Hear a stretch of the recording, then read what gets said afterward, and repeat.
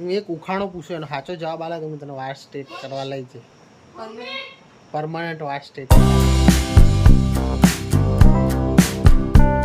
Good morning guys. આજ તો વજન ચેક કરીએ છીએ કેટલું થાય છે. પહેલા મારું 78 કિલો વજન હતું. હાલ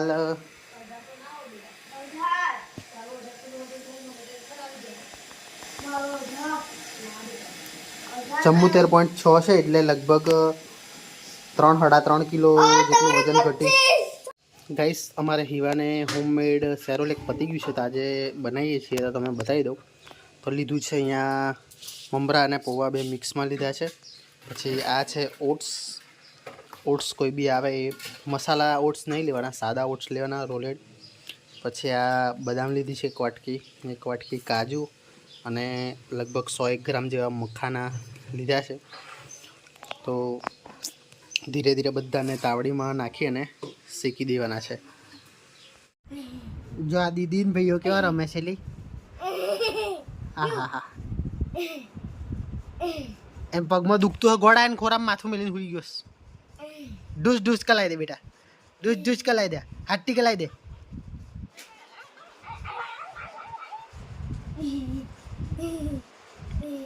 એ કેટલી ખુશ થઈ ગઈ છે પણ દેખો. હીવાને ખવડાવીએ છીએ પમ્પકિન પ્યુરી, એટલે કે કોળું આવે એને ગરમ પાણીમાં બાફીને પછી એને પ્યુરી કરીને પીવડાવીએ છીએ. હીવાને બહુ ભાવે છે પ્યુરી.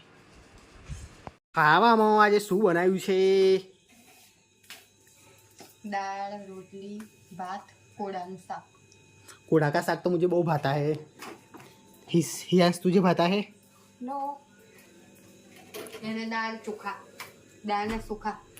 હીવા માટે આજે તો હું ગાજર લઈ આવ્યો છું, એટલે કાલે એને ગાજર ખવડાવી દીધું. મમ્મી તન્વી, હું એક ઉખાણો પૂછ્યો એનો સાચો જવાબ આલે તો હું તને વાળ સ્ટ્રેટ કરવા લઈ જઈ. પરમાનન્ટ વાળ સ્ટ્રેટ કરાવવા. ભિખારી નથી તો પણ પૈસા માગે છે, છોકરો નથી તો પણ પર્સ રાખે છે, અને પૂજારી નથી તો પણ ઘંટડી વગાડે છે. હું પહેલેથી કહું, ભિખારી નથી તો પણ પૈસા માગે છે, છોકરી નથી તો પણ પર્સ રાખે છે, અને પૂજારી નથી તો પણ ઘંટડી વગાડે છે. પેલો ડોગલું આવે ટેલિફોન વાળું એ. તો એ કોણ હશે? જવાબ આલે તો હું તને લઈ જાઉં. વિચાર. હા કો. તમે ભાભી ઉખાણોનો જવાબ આલો તમને 1000 રૂપિયા આલું.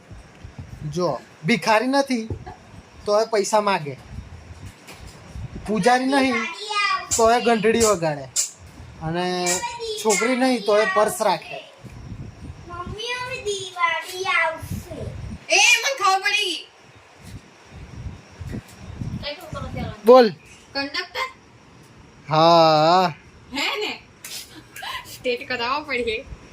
હા હે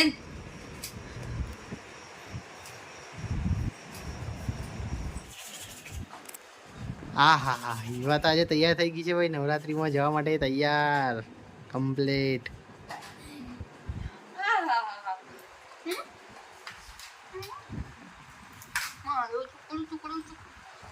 गाइस आप उसको आधे घंटे गरबा गए से तो गरबा रखा से